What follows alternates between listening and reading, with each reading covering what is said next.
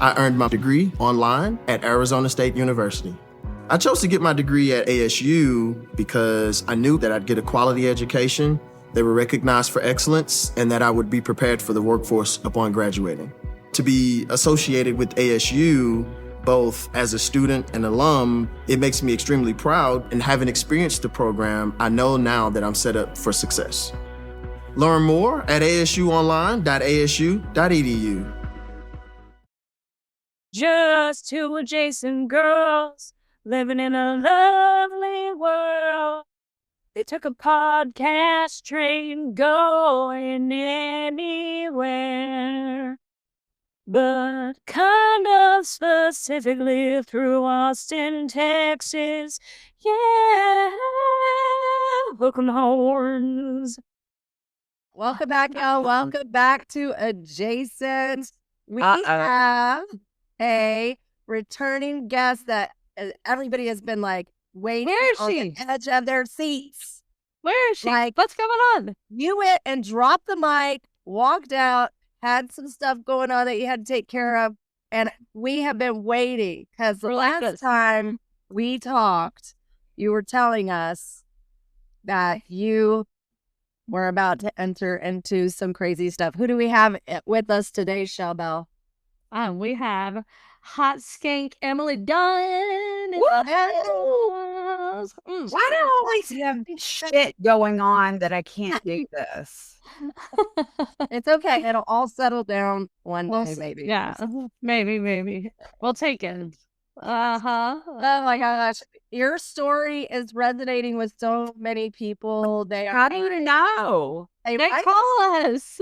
Why are you telling me? Well, I want to know that. Yeah, they're like, I want to know what happens. They're on the edge of their seat. So the last time we spoke, you had you were telling the story about just leaving La Hacienda, which is a recovery center, and you I said knew I would be back. You said, I knew I would be back, and you were driving through the gates. And you said something really profound to me, because you said, while you were driving out, you were, Brad was happy, you were happy, but then you said in your head, you were thinking, maybe I didn't want to fix it at that time. Maybe I wasn't ready to fix it. Yeah. And so what happened when you left Hacienda the first time?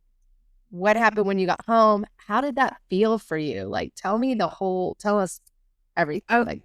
Okay, so we get home, and, that was a bit of an adjustment. And while I was there, Brad and the kids came to visit me twice. And so I'd seen them, but like I said, I was so anxious that I couldn't even enjoy my time. And they were so excited to see me.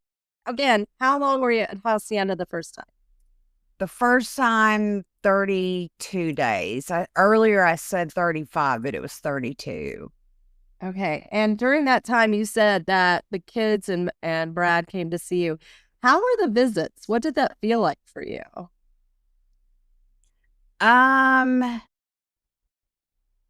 To be honest, I was happy to see him, but I was uncomfortable.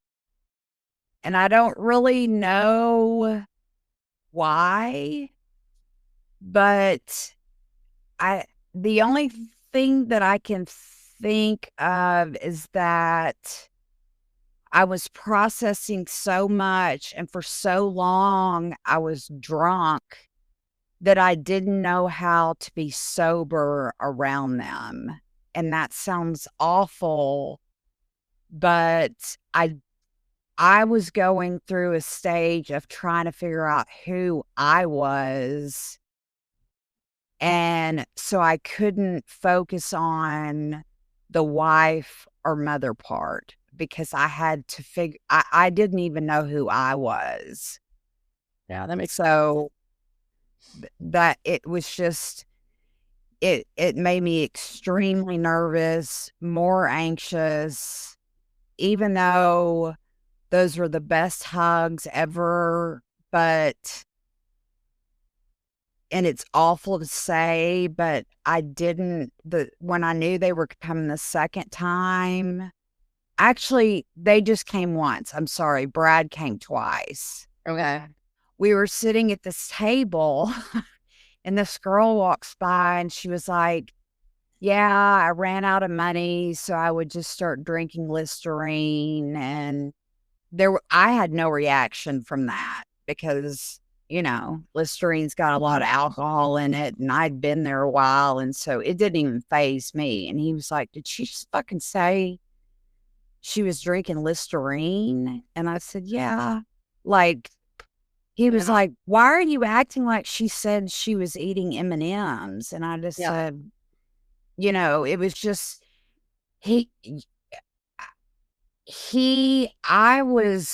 because I connected with all of those people. It didn't matter. Like I said, my roommate and I, she was tattooed from head to toe. We were totally opposite, but at the same time, we were the same person. Our minds worked the same way. The shame was the same. So on the outside, we looked totally different, but on the inside, we were the same person. And it was an unspoken understanding, and it was an automatic connection. Yeah. And so I had Brad there who didn't understand any of it. And I just didn't want to be around that at that time because I was in a safe cocoon of people that there was no judgment, and no matter what I said and the things I did, half of which he didn't even know, there was zero judgment. I mean, none. And so I just kind of didn't want him there because he just couldn't relate. He just couldn't relate. And at that point, we just really didn't have anything to talk about at that point in what I thought was me recovering. But I don't want to waste too much time on the first time I was there because we've already kind of gone through that. No, I just think it's so interesting, like the visitation and how that made you feel. So then when you got back home, you said there was a big adjustment coming back home. Yeah, because... Well, I also think during treatment, when the families come in is a very important topic. Emily, I think it's families are coming in only knowing your experience and probably a little piece of your experience, and you're in, a safe place, and then the families come in and they rock the boat. Right. And they disrupt the treatment. The judgment is back. The guilt is back. The pain is back. And it's a reminder. It's a reminder. And also, alcoholism isn't just the alcoholic. It is a family disease. It is. The whole family, it affects the entire family. And so, but selfishly, the alcoholic thinks it's all about them, and nobody doesn't.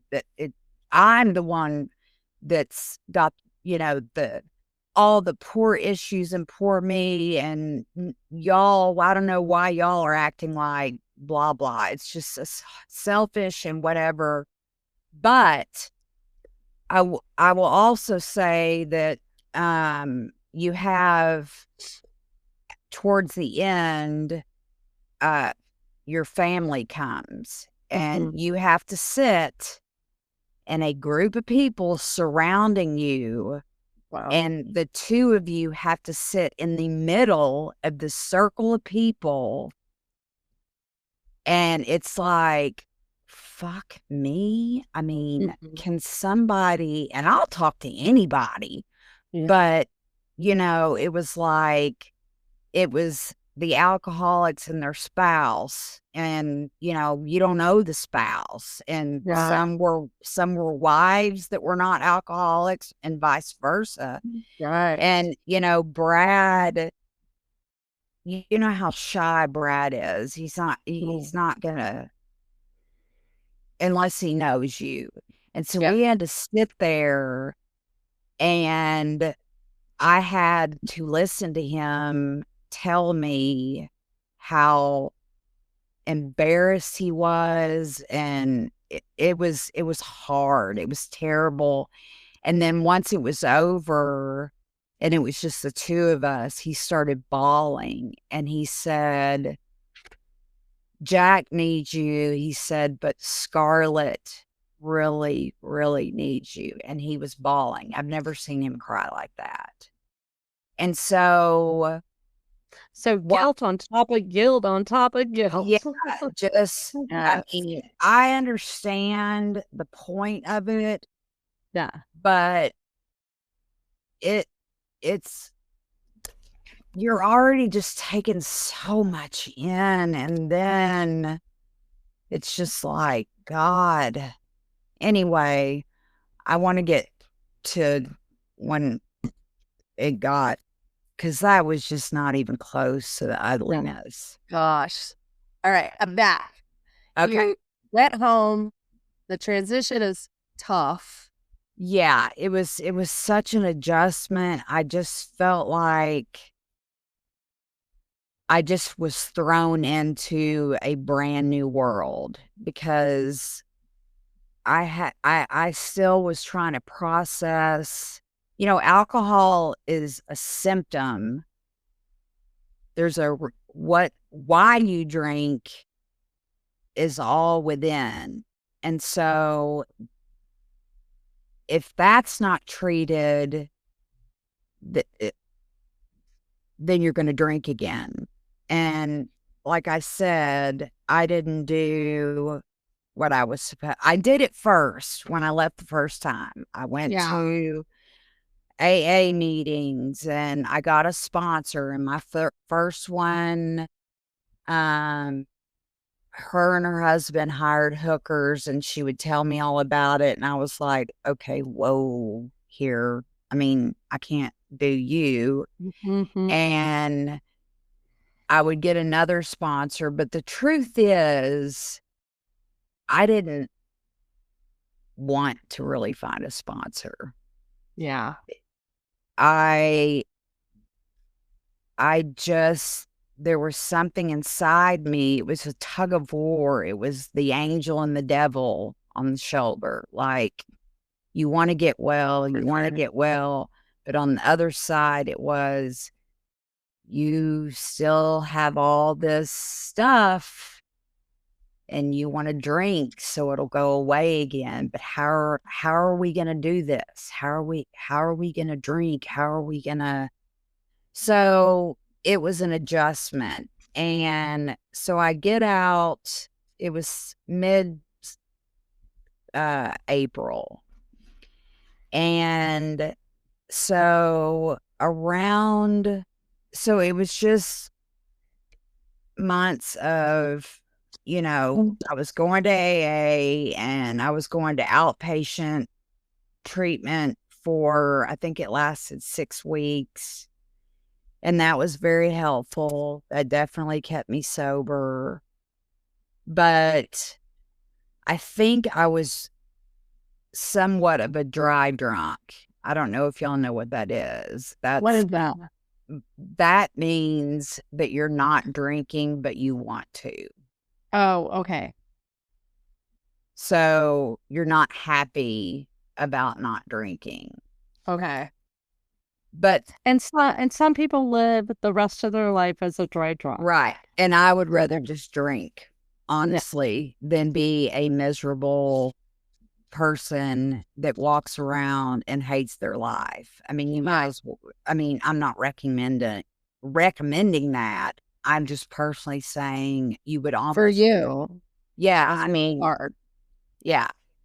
So I do the 6-week outpatient treatment, and, that helped a lot. The lady that taught it, I know this is a shock, but I would call her out a lot on some of the stuff she said. And, she was like, right now, aren't you floating on a pink cloud? When I would say, oh, things are great today, da da da. And I would just be like, fuck off, lady. I mean, you have ugly hair. Your hair is bullshit. You have bullshit hair. Whatever. Think it, don't say it. Well, that doesn't. Don't say it. That's never worked with me. So I did that, got involved in AA, love anybody in AA. I don't care if they have no teeth. I don't care what it is. And, it was interesting to hear all their stories. And, I would hear I remember there was a teacher, and she would start drinking at 5 and go to bed at 9. And I'm like, how are you an alcoholic if you drink, from 5 to 9? Because here I was drinking, all the time or whatever. But later she was like, I drink 2 bottles of wine every night. But I'm like, okay, you qualify. I think they call it a high functioning alcoholic. Yes. The terminology. Yeah. Yeah. So I became real close with those people because they were my people. And the closer I got to them, the more I was distancing myself from Brad because I just couldn't relate to him. And he was very angry still. And he would go into why. I want to know why. Why can't you just very angry. And I just couldn't deal with it because I was dealing with so much. I'm not blaming it on him. So let me just say that it's. But I think what you're also saying is like people who don't have an addiction, they don't understand how you can't just turn it off. No. So they're like, why can't you do this? Why can't you just stop? Why? Hey, the doctor told you it's bad for you. Why don't you stop doing it? And it's like, well, that's part of what addiction is. It's right. How to really entertain it. My God, if it were that easy, I mean, I certainly didn't want to. I just wanted the feeling. I just wanted to be numb of all the shit that I had pushed down since I was a little girl. So anyway, there was distance. And the more I got into AA, the more, people would kind of talk about how their spouses don't understand. And it almost became like I just felt so safe with them. Yeah. Because I wasn't being judged. I wasn't being asked questions. There was no judgment. That's the beauty of alcoholics. One alcoholic speaking or talking to another, there's an unspoken understanding and there's no judgment, and it's just a very beautiful thing. I mean, it just is. And there's none of the guilt. There's none of the none of that. Yeah. There's none of that. You walk into a room of alcoholics and you immediately feel calm because you know that you are in a safe place. And of course I didn't feel that way with my children. That was completely different. But with Brad, again, there was a lot of anger and he didn't know what to do with it. I didn't know what to do with it. Anyway, so it was beginning to make me more anxious. And then in September, around September, I believe, I went to a doctor and I got some benzos. Oh, no. Yeah. And So, of course, I told myself this is as needed, like it says on the bottle.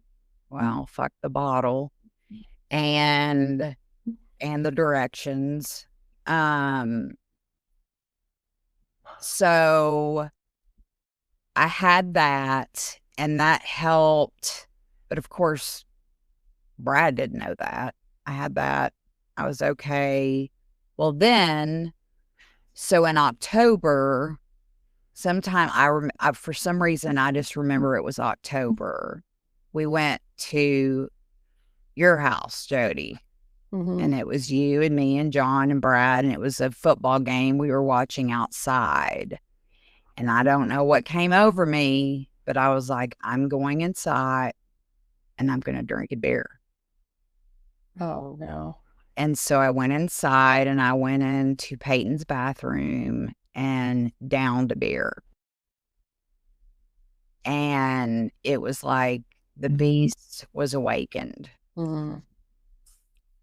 And so I did that twice at your house. I had 2 beers. And so I went weeks without doing that again, but the obsession was already back. And so then, and he was still traveling. So then I started dabbling. And I would wake up the next morning and feel guilty and anxious. But then I had the benzos. So I would take one of those and it was good to go. And I was like, shit, yeah. So I can drink, take a benzo the next day, and I'm fine. That's the craziness. Just the craziness. I mean, but like I said, in my gut, when I left that gate, I knew that wasn't the end. So then remember the night that the 3 of us were outside and I brought my 6-pack of near beer. You know, that's what you call the fake beer. Right. And I thought, well, because they're drunk, they're not going to recognize that I'm drunk too. And remember, I was going inside, pouring out the fake beer, and then putting real beer in there. Wow. Remember that? Because I don't remember. John and Brad were together somewhere. Maybe the ranch. I don't remember. Oh, they were on a trip. And you were at our house while you were having a really hard time. I called John. Yeah. I was fucking hammered. Yeah. And I said, remember you and I got in a fight. Yeah. Remember that? On Peyton's bed. Yeah. So you were drinking and John calls me, how's everything going? And I was like, not good. And he was sitting there and Brad could sense from John's reaction that something was wrong. You know, and so then you and I got in a fight. I remember that. It was awful. I felt so bad. You shouldn't feel bad. You should have done exactly what you did. I was just telling John, but Brad's just so intuitive that he kind of picked up like, uh-oh, there's a disturbance in the force, kind of thing. And then a disturbance with the whores. In the force. Oh, I thought you said, there's a disturbance with the whores. Well, that makes sense too.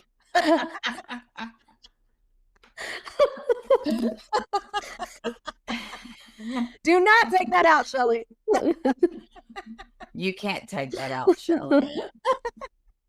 I remember we got a bit of a Well, just for the record, you did nothing wrong. It was awful. I just felt so disappointed and blah, blah, blah, blah, blah. And I said, I won't do it again. I promise, blah, blah, blah. I just kept drinking. I mean, I after that happened, I think I didn't drink for maybe 3 weeks or whatever. And then I was hiding it again. He would go on his trips. I would drink, and I'm still getting refills for these benzos. And And for those of you that don't know what a benzo is, it can act like an antidepressant or anti-anxiety med, and but basically they can be highly addictive as well. Oh, it's like Xanax, or mine was Klonopin. They're all in the same family. Yeah. Highly, highly addictive. Yeah. But you know, there I was. And so it was just like I was getting drunk here and there. A lot of times I wouldn't get caught. Every once in a while I would get caught. We'd have an argument. It was just, same old, same old. It just was. So by August of 2014, I went into our bedroom and I said, I'm leaving. And it was solely because I chose drinking over my marriage, because I knew that I could go to my mother's house and nobody was going to ask me anything, and I wasn't going to be questioned. And again, as I've discussed before, alcohol comes before anything. Anything. And that's what I did. And so I got before that, we sat down with the kids, and I'm going to try to get through this without crying because I can picture it. Sat down with the kids, and Brad said, your mom and I are getting a divorce, which I was like, okay. That's not exactly what I remember saying, and they were just bawling and saying, please don't go, please don't go. And I just packed up some things and told my mom I needed to come. She didn't know about the drinking. Or maybe she did. Maybe Brad had told her a few times. But anyway, I went out there, and Brad pretty much gave me an ultimatum. You either get it together or I'm divorcing you, and that's it. And I said, well, if you're not going to even give me time to whatever, then. So literally within 2 weeks, he filed. Yeah. So we got divorced, and I was off to the races because I was like, fuck it. Yeah. And I would sit up in the upstairs room and drink and drink and drink. And my mom, she just really didn't know what to do. I mean, was she an enabler? Yeah. But, enabling is also a big part of alcoholism. You want to help them, but at the same time, you don't want them on the street. You don't want them living in their car. So you just want to know that they're safe, at least in the house. Right. And so that's what I did. I lived up in that room and drank, and the kids would come over, and I would stop, or I would try to stop, let's say. I wouldn't drink as much. But as soon as my mom got home, she called me Alice when I was drunk. I have no idea why. She would walk in and she'd say, are you Alice? You're Alice, aren't you? You're Alice. You're Alice. And I would be like, I don't. And then, so she basically was handling the kids, not me. Yeah. And so I drank and drank and drank. And then it was just round the clock drinking. Yeah. I was so disgusted and so ashamed. All my hair had fallen out.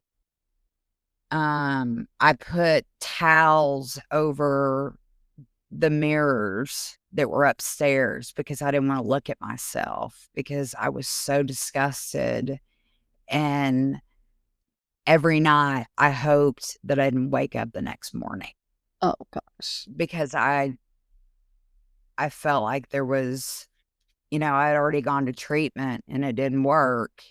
And again, it didn't work because I didn't do what they told me to do. That's why it didn't work.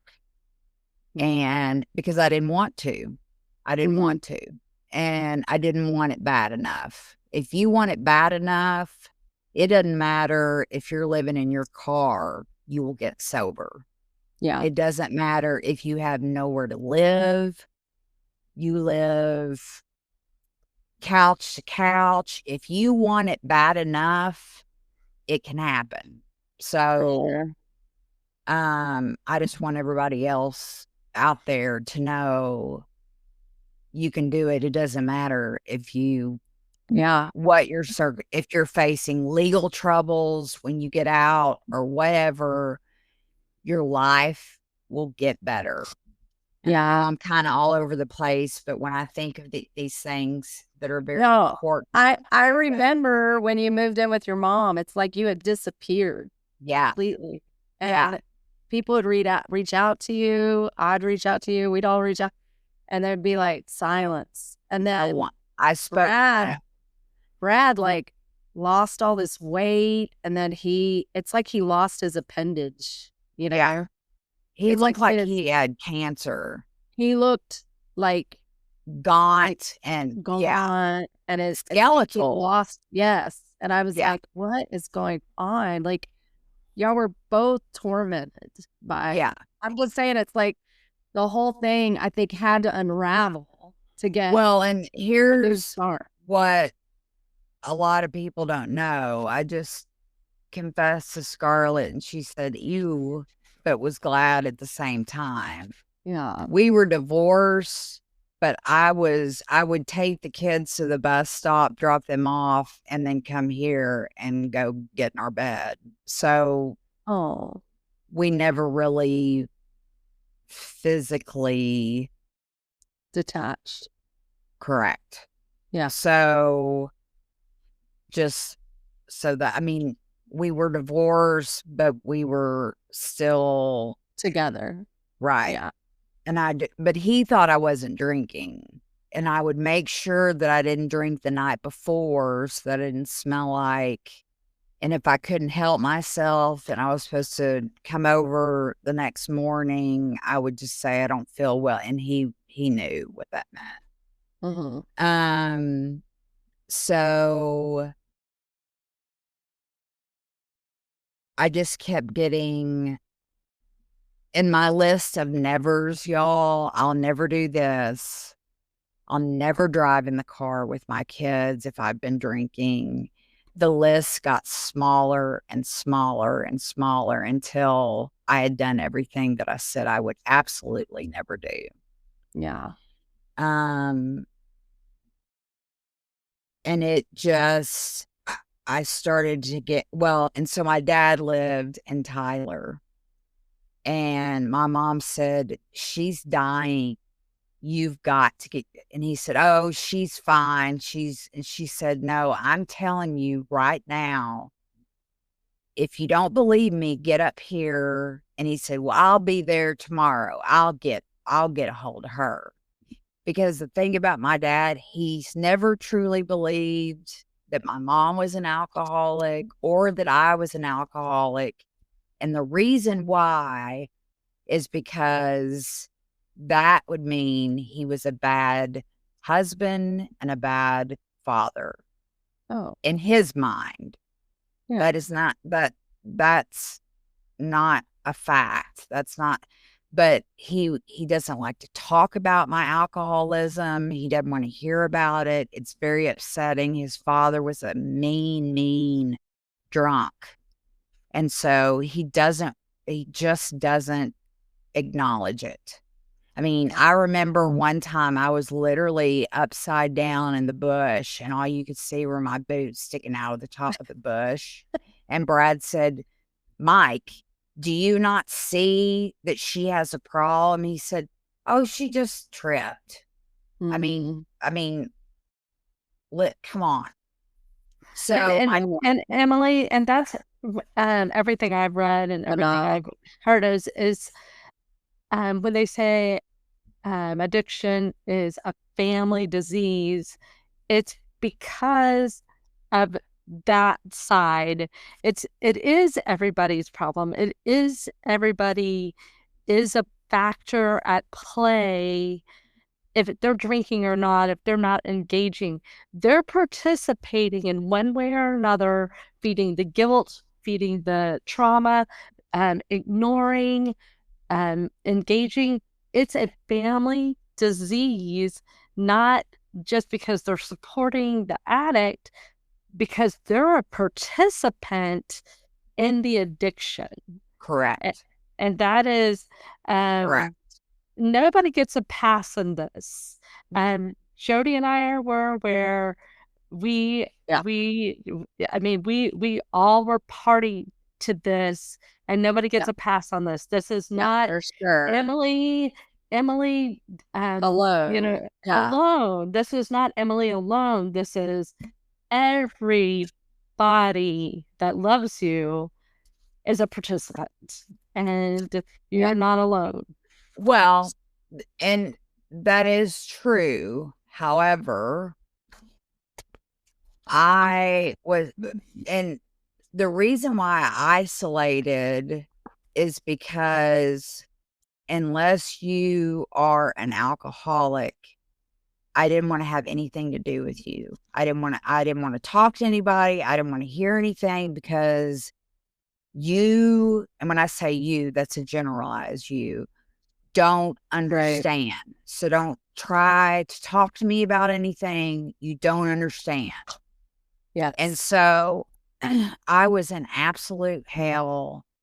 Like I said, I would pray that I wouldn't wake up in the mornings. And so finally, I was able to get it together and I got a job at a title company. Yes. Get ready for this. So at this point, I had no insurance. And and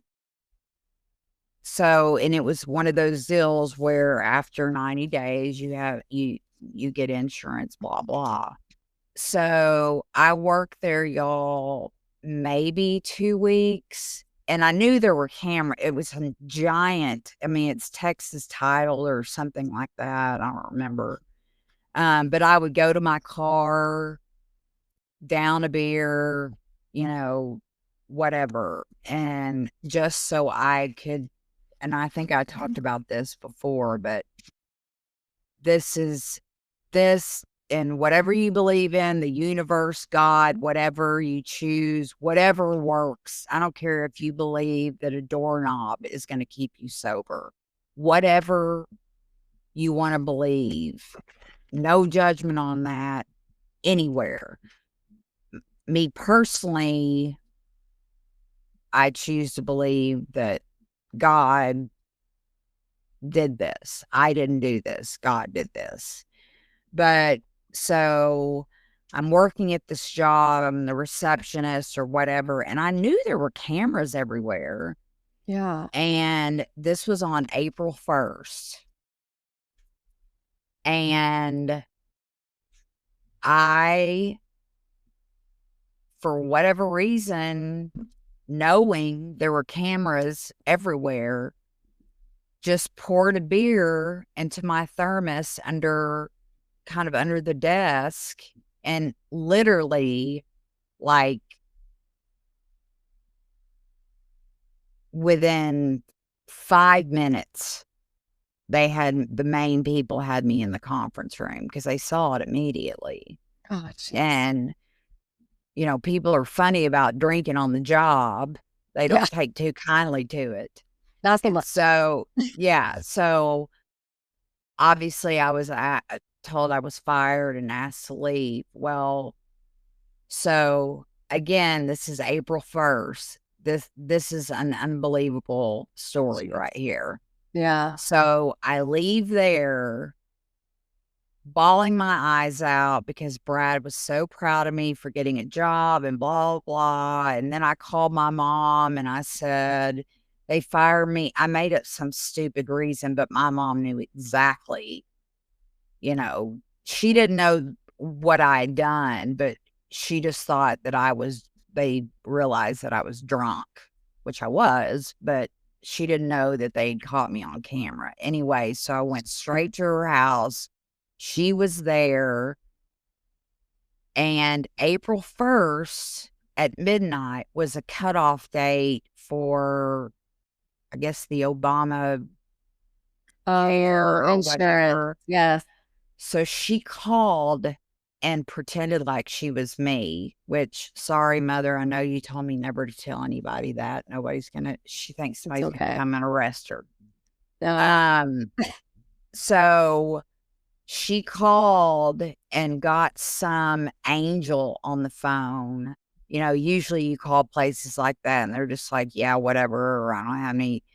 And just said, I've got to get this, and da-da-da. And so at, again, 12 midnight was the cutoff on that day. Had I done it the next day?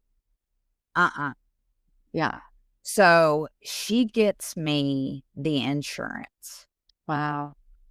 The next day, the guy contacts her and he said, there's literally only one place, and literally the hair is standing up on my arms. He said, she came upstairs and she said, well, she got an email from this guy and he said, I'm sorry, but there's only one place that will take this insurance, and it's called La Hacienda in Hunt, Texas.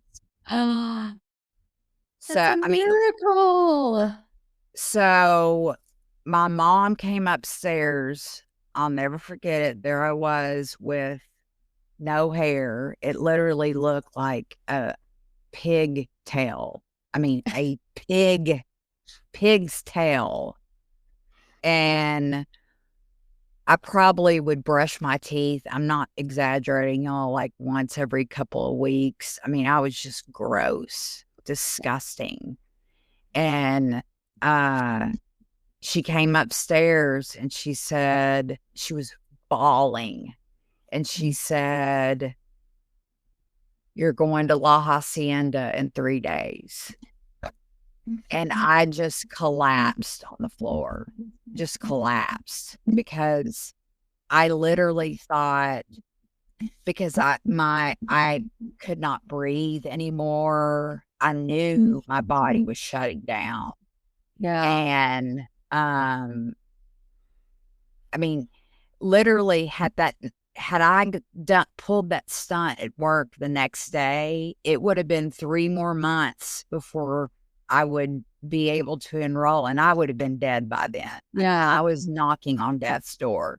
So for me, if that wasn't an intervention from God to make me, I mean, what would make me, I know I was an alcoholic and did crazy things, but like I said, I was just maintaining so I didn't go into withdrawal.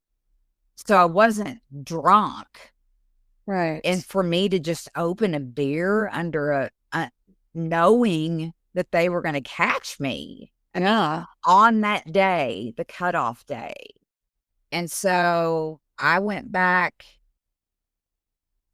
You wouldn't believe the shit I packed, like Daisy Dukes, and I'd gained like 50 pounds. They wouldn't even go over my big toe. Anyway. So we left, 3 days later. Apparently, somehow, I was able to go pee at the post office. I mean, I don't think they've ever let anybody pee at the post office. I didn't even know that they had bathrooms. somehow they were able to let me go to the bathroom there. There's no telling. I could have told them, like I told them at that game one time, we were waiting in line, that I was pregnant and I had a beer in each hand. Yeah. So they let me cut in line. I pregnant lady through. I let the pregnant lady with with a beer in each hand through, please. But so anyway, we got there. I was 2 hours early. So we went to a bar, and my mother's, I don't remember any of this. She said it looked like something out of Deliverance. Oh, And so, yeah, downed as many beers as I could. This was like at 11 o'clock in the morning. Went back. Don't remember the first 4 days I was there. wow. No recollection. And how my blood work came back fine. My kidney function was fine. Everything was fine. But this time I was in there for the hospital, and it had changed so much. This was 3 years later, and the hospital was literally like a miniature hospital. Doctors everywhere, psychiatrists, Yeah. whatever. And this time I knew it was a matter of life and death. But this time when the fog lifted, I don't have that army, meaning the love of my life, husband. I've divorced. I've chosen alcohol of him. And now I'm weaning off alcohol and benzos. Y'all have no idea. All I did was pray, pray, pray. I didn't sleep for days. They would give me such strong sleeping medication that, shockingly, I would pee in the bed every night because that would please my bladder. Right. But I didn't even care. Yeah. It was a nightmare the first 2 weeks. It was an absolute nightmare. And then it was just like the skies open one day. It was just, I was anxious as hell, but I thought, you know what? This is what you're supposed to do. You're supposed to sit in this shit. You're supposed to process it. You're supposed to forgive yourself. You've got to forgive your father. You've got to forgive your mother. You've got to forgive anybody that is in your gut that you're holding anger in for. You've got to do every single fucking thing they tell you to do because I know it works. I've seen it. Yes. And so, and you had some humility. yes, that's the perfect word, because I had a roof over my head, but I was just a shell of who I used to be. I mean, I was not Emily.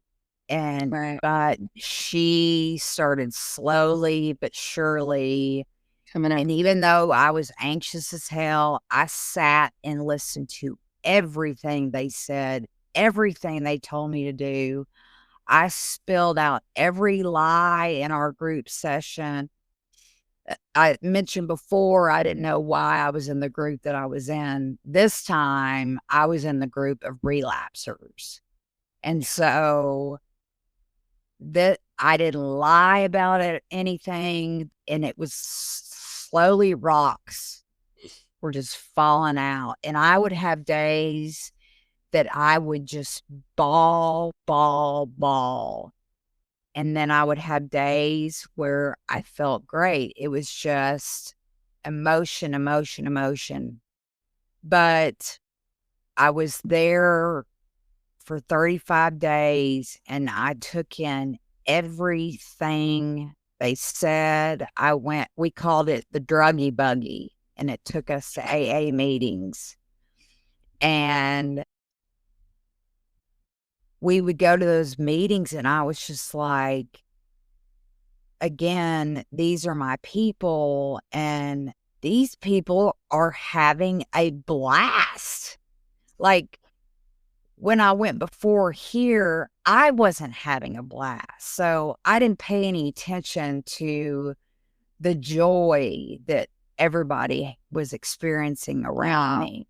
Yeah. But this time it was different because I'm just spilling it, just spilling my guts, and no judgment, none. That's the beauty of whether you go to AA or you just speak to another alcoholic. There is no judgment. I've done it and probably worse. And I understand the shame and the grossness you feel and the bottom of the barrel, and you think there is no fucking way out of this. There's no way out of this. And that is not true. I've been there. I've almost died. And I came back fighting like a motherfucker. And I fought for my life. And I fought for the people that I loved. Yes. I forgave people that maybe didn't deserve my forgiveness, but I didn't do it for them. I did it for me so that I could heal. Yes. And then every morning, we would build a campfire for people that wanted to go, and we would sing Amazing Grace. And then somebody standing next to me one day said, "You have a beautiful voice. Why don't you just start singing it?" And I did. You do. Thank you. So I started singing it every morning. I would read, out of the daily, not scripture, but little daily books of, encouragement or whatever. And, I just did everything the right way this time. Yeah. And I had a lot more facing me when I left because I was going back to the dungeon. Yeah. And what was I going to do?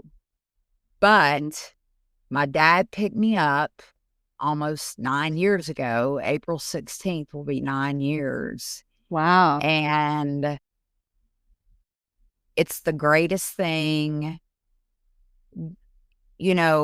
That saying, when you're going through hell, keep on going. It's so true because it brings the humility that comes with it, the grace and the appreciation for life. Yes. And all the things in your life that you took for granted and that you weren't grateful enough for, that you just, cliffhanger is my life turned in a way that I would have never, ever dreamed. So Okay. We cannot wait to hear more. So those of you that are on this journey with us, you will not believe the next part 3 of Emily Dunn's amazing journey. Host skank, Emily Dunn. Host hot skank. Put That's hot correct. Yes. Mhm. Yes. All right. We love you so much. I love you guys. Text. Yeehaw.